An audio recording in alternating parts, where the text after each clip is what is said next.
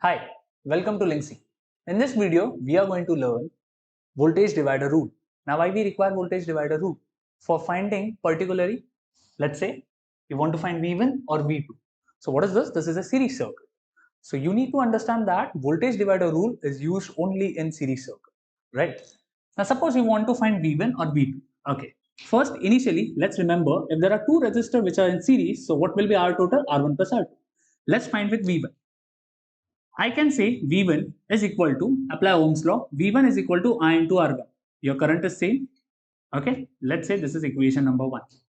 Simple. Now, what is I? Total current. So, total current is equal to total voltage divided by total resistance. What is my total resistance? You can see it. So, I say I is equal to nothing but R1 plus R2. I substituted this here. Great. I got I. Okay. Let's say this is equation number 2. I substitute I in equation number 1.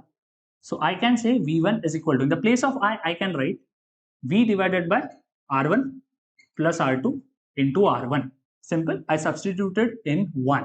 Equation number 2 substituted in 1. Now, so this is nothing but V1. Let's write in a proper way. I say V1 is equal to R1 divided by R1 plus R2 into total voltage. So this is my formula for V1. Simple. That was damn easy. Understand. I got formula for V1, which is nothing but R1 divided by R1 plus R2 into V. In the similar way, I can find it for V2 also.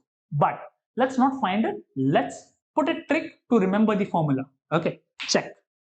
V1 is a voltage of R1. What we got in formula? R1 divided by addition of both resistors into the total voltage. So many students ask me, sir, when I can use voltage divider rule? You can use voltage divider rule when, suppose particularly you want V1 and you don't have I, you don't have the total current. You have V1, you have R1, you have R2 and you have total voltage. Yes, obviously you can find I, but let's find directly V1. No? You can find directly V1. How?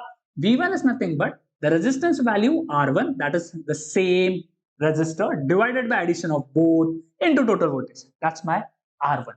That's my V1. Great. Let's in the same way, let's write V2. So V2 is voltage of R2. So R2 divided by addition of both resistor into total voltage. So this is nothing but V2. So hope you are clear with voltage divider rule. Right? Thank you. Thanks for watching my video. To know more, sign up to www.lynxe.in.